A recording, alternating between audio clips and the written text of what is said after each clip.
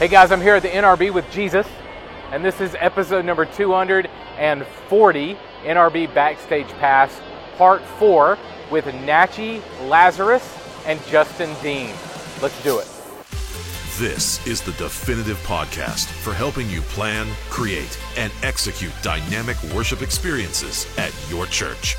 Useful, practical content in the areas of production, worship, communications, first impressions, and more.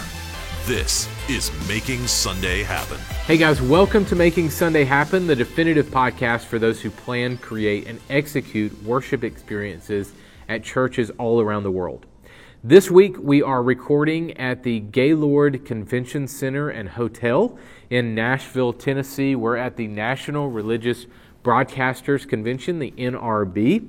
And this week on the show, I welcomed social media strategist Nachy Lazarus, who is going to give you some great tips on how to build a social media strategy for your church. So if you're the communications director at your church, if you are the secretary or assistant that does social media at your church, this is a great interview for you to see.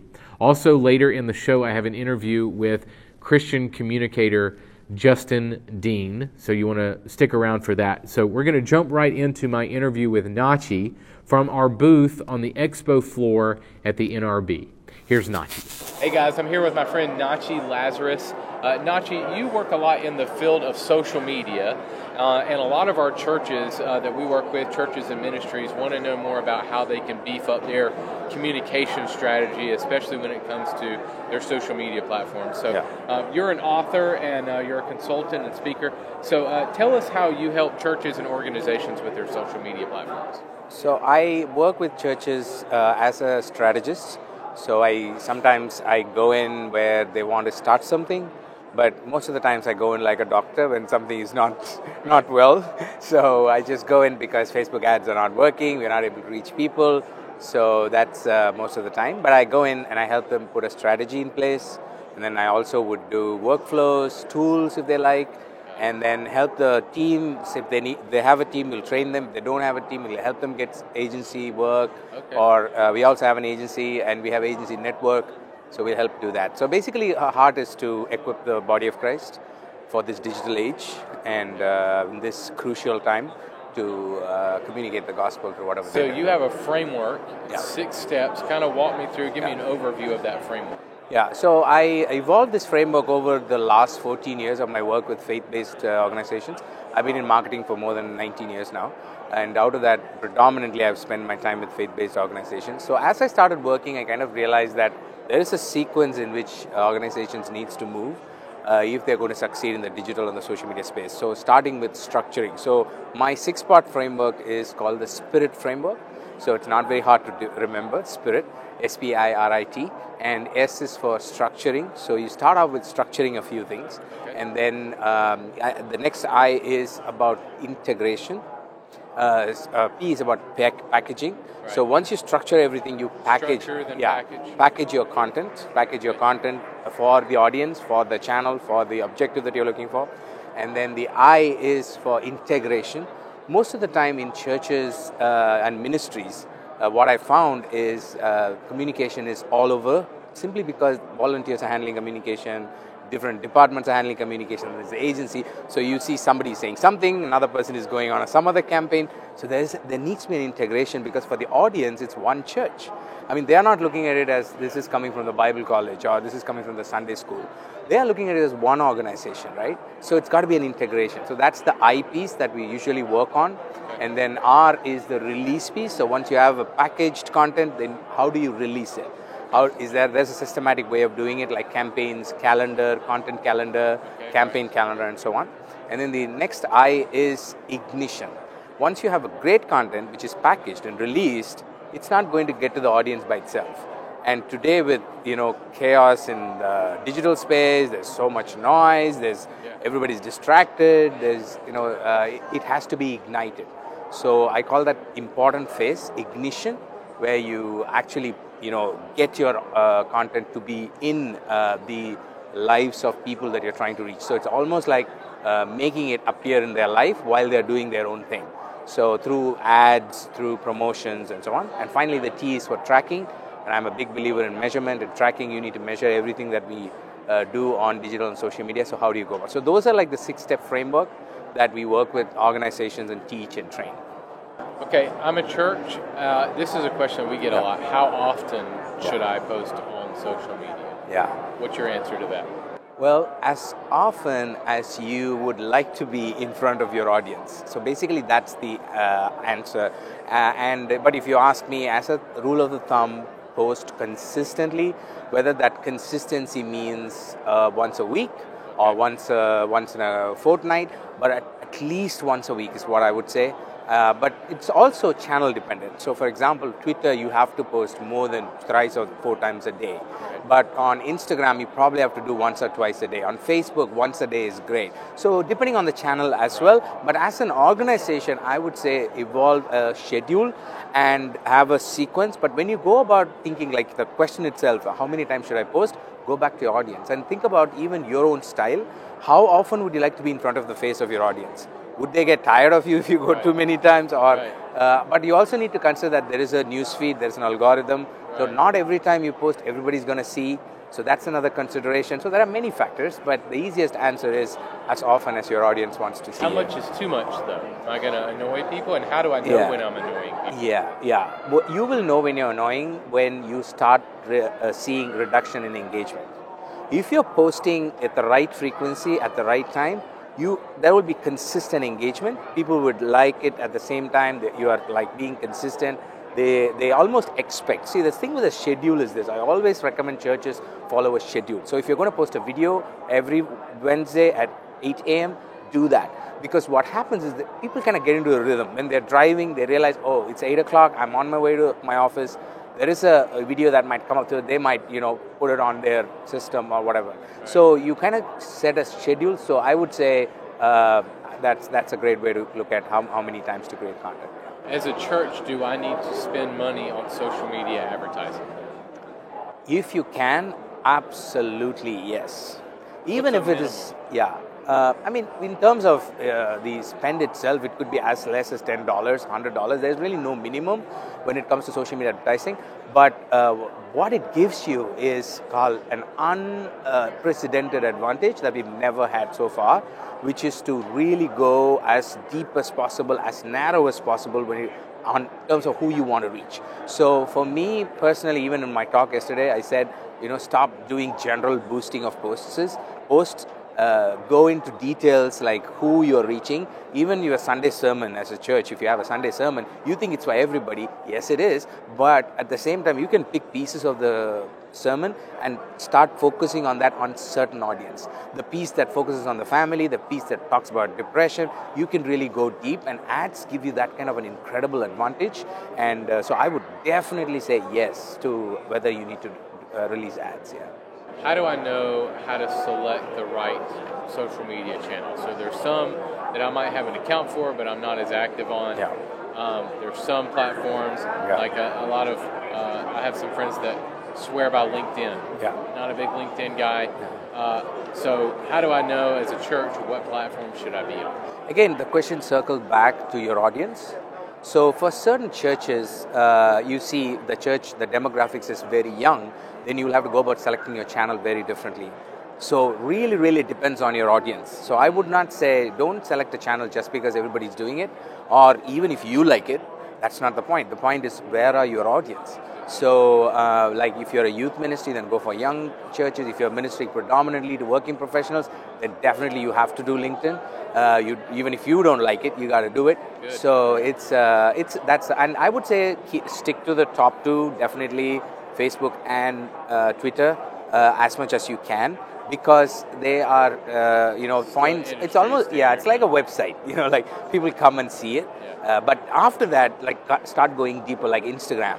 Do you want to do Instagram? I would say yes. It's the fastest growing platform in the world right now.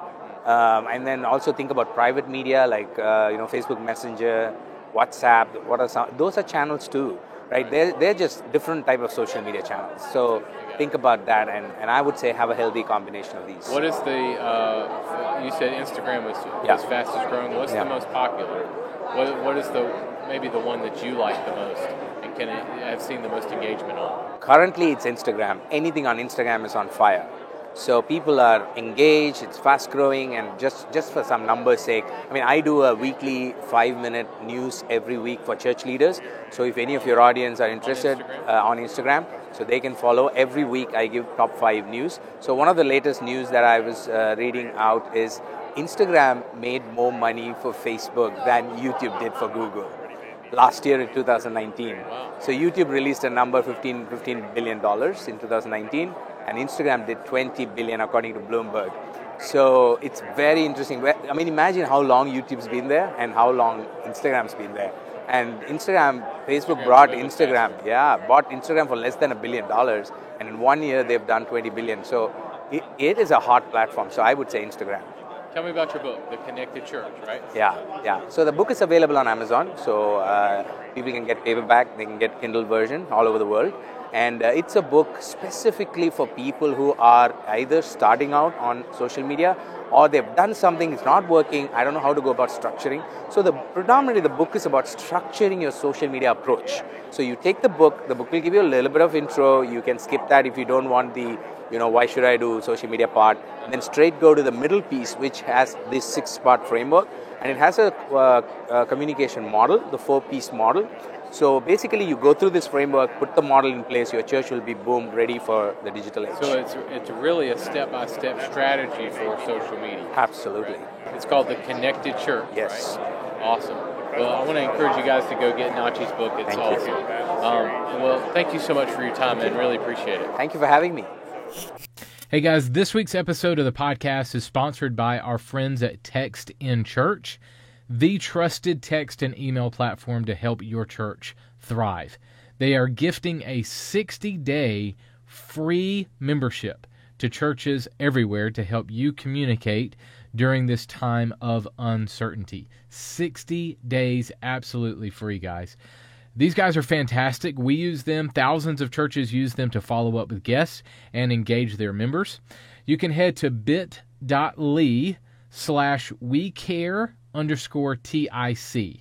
bit.ly/WeCare_TIC. Think Text in Church, TIC, to claim your 60-day free membership. bit.ly/WeCare_TIC. Or you can visit them at textinchurch.com for more information. That's textinchurch.com.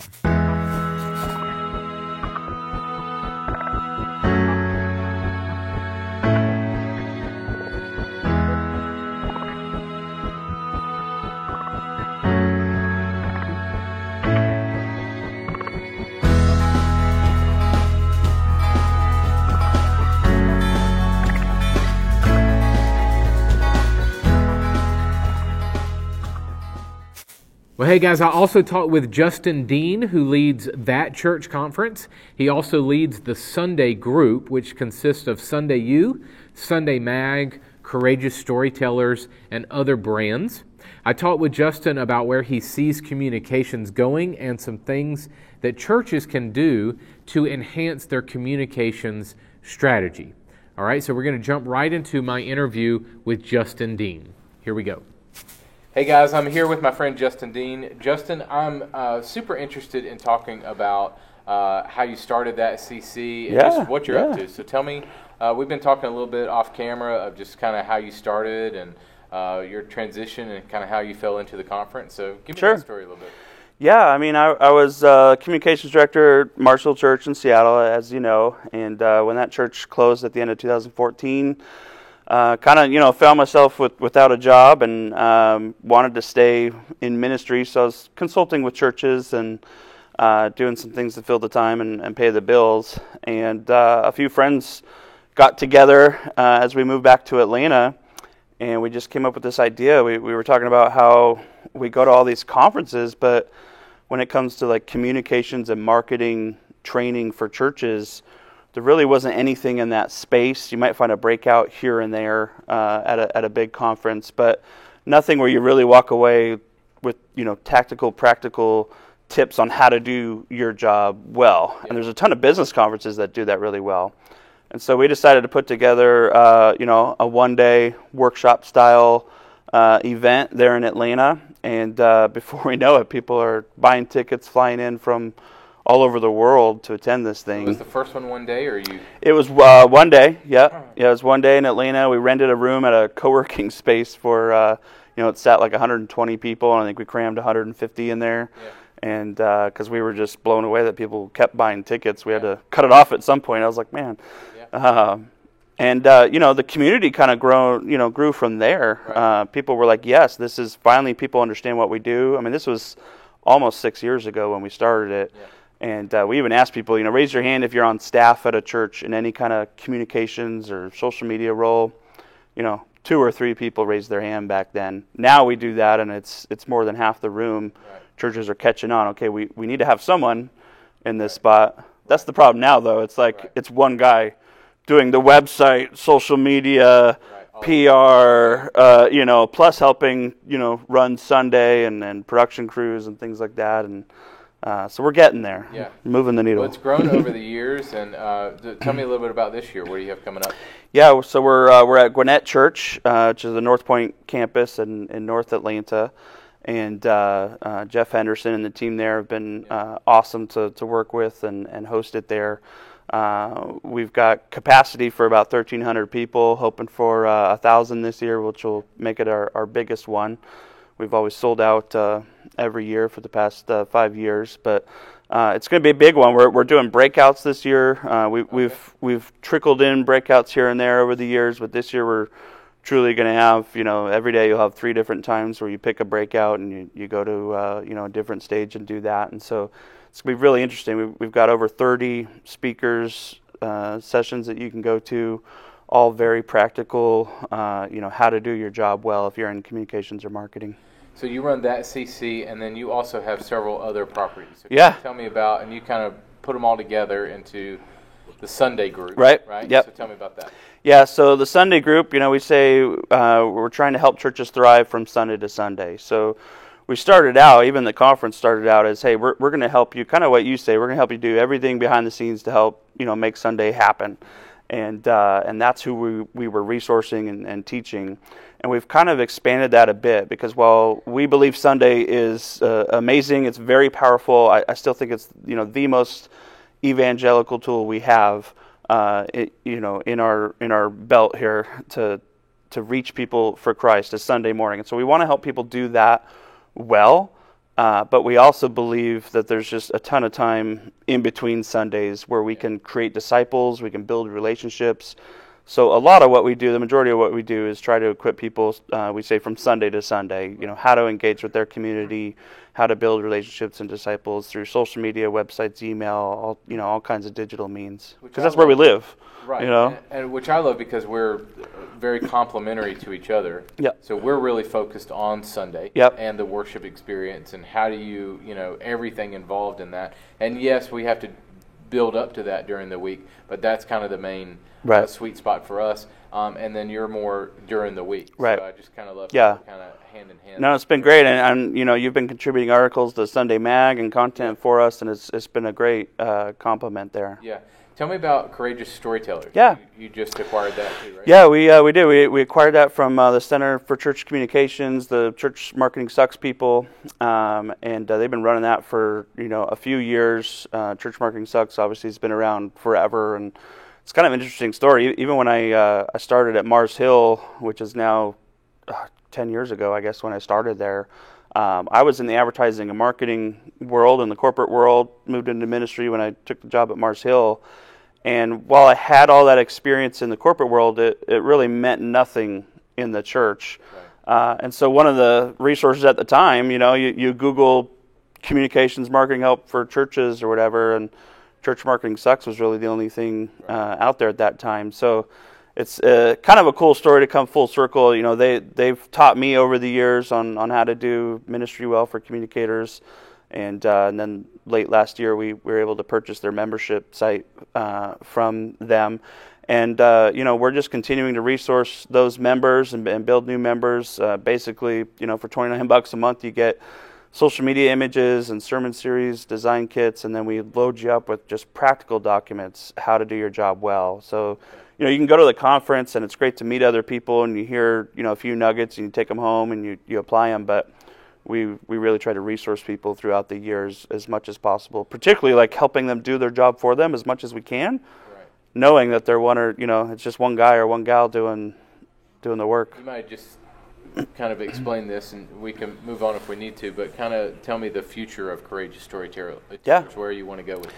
Yeah, I mean, at this point, we're trying to just do our best to continue to resource them. We've added more resources, higher quality images, more images, and things like that to them. So, trying to just provide a ton of value to the existing members. But we're already seeing a lot of new people come over.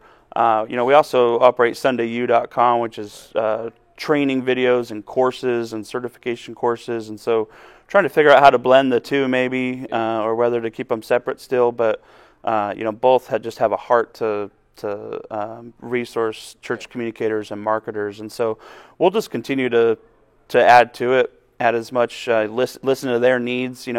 We try not to just create things that we think they'll like. We try to listen to the community. Obviously, we have a great Facebook group where they're active in and telling us what they need, and as the church evolves, we'll evolve with it and provide them everything we need. It's almost like we're an outsourced communications team that comes along with them, but we're not an agency. We're just providing them resources.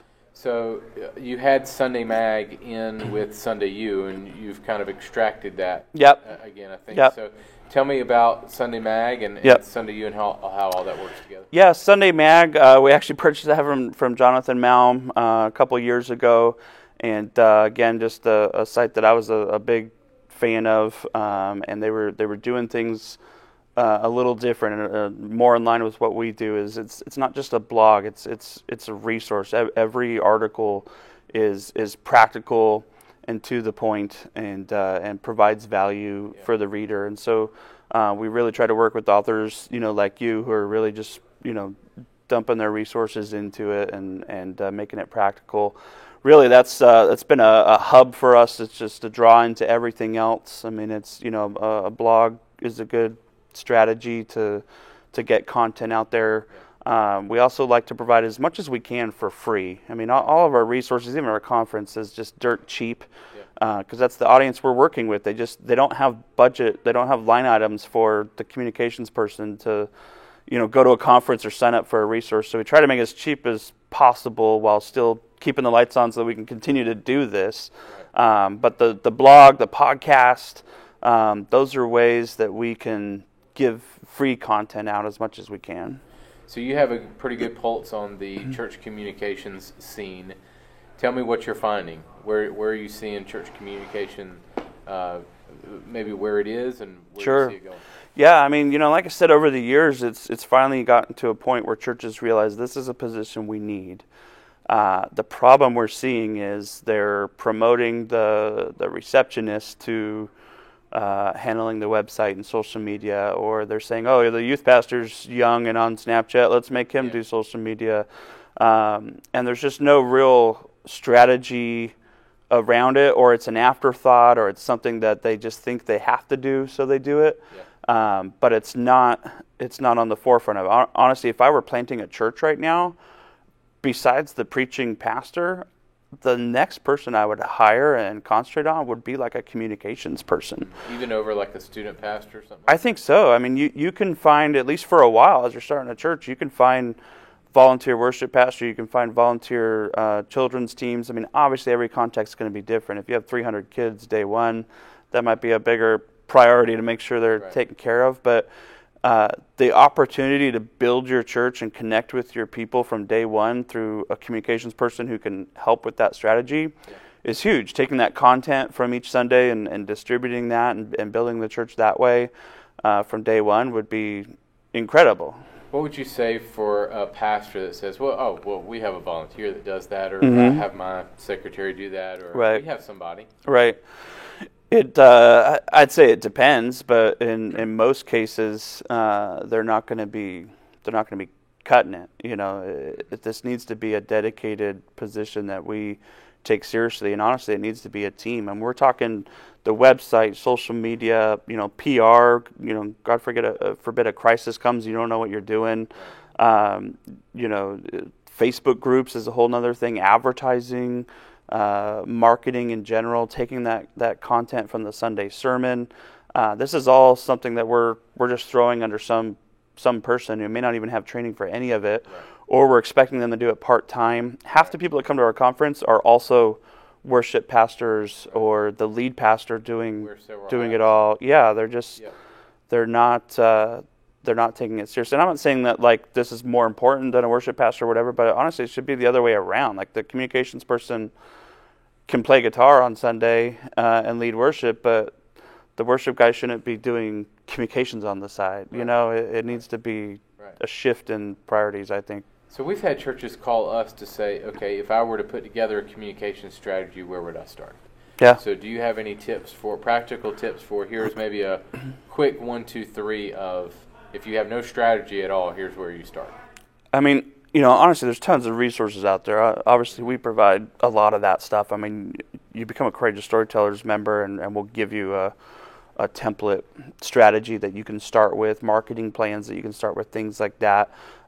We give away some of that stuff for free as well. But honestly, my biggest advice to someone in that position would be stop looking at all the other churches and trying to copy them. That's one of the biggest problems we see is these smaller churches, even medium-sized churches, saying, well, if we want to do good at social media, we got to be like Elevation, or we got to be like New Spring, or so and so, or even the mega church down the street. We gotta do what they're doing because obviously they're bigger than us, and that just never works out. It's going to be different.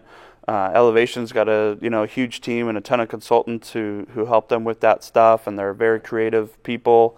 That may not be you. That may not even be your context. Like, right. Understand your audience first, and grow from there. Like, we talk a lot about, hey, you spend a lot of time printing the bulletin and handing that out, and it takes half the communications person's time to put that together. So we talk a lot about, hey, maybe ditch the bulletin and put that time and those resources and that money into social media or an email strategy, something like that.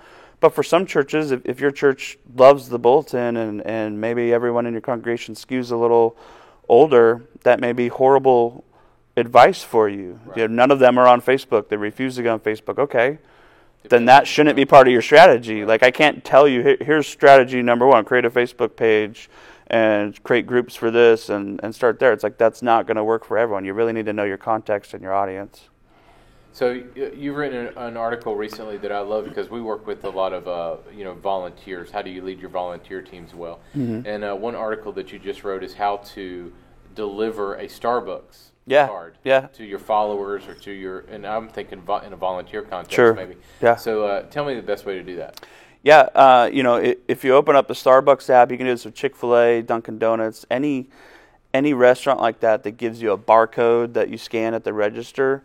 You can create one of those, load it up with money, and post it on a Facebook group or your Facebook page or Instagram, whatever channel you want. I've seen people email it out to their volunteers or email it out to, we help the church do this to new people. If you fill out that Connect card, you get an automatic email with a Starbucks card in it, and they just kind of keep that loaded. But the whole idea is you're giving out a free coffee that they're able to scan in the drive-thru or at Starbucks or whatever, and you're paying for it for them. The article went into a lot of tips because there's a way to really screw it up. Like, we've seen churches loaded up with $1,000 and it's gone in a minute because someone catches onto that and goes and buys a coffee maker and drinks for everyone in the bar, and they drain it in a second. The trick is instead of a credit card, they've done a credit card instead of a Starbucks card. No. They'll load that Starbucks card up with a huge balance. And buy it at Starbucks. Yeah, and they'll buy it at Starbucks. Yeah. It's, they'll sell those coffee makers there sometimes that are $200-$300. The idea is you load the card with like $20 to start, and then you set it on an auto reload at $10. Okay. That way, it's always full, but worst case, someone's taking $10 or $20 at a time, which is only 2 or 3 drinks, and then you just shut off that autofill when you hit whatever budget you've set, $100, $200. All right, last question for you. Where do you see churches missing the mark on communications? They see it as an advertising platform. So if they've got a communications person or they've got a strategy in place, they see it as, hey, we need to promote Sunday. We need to get people into Sunday.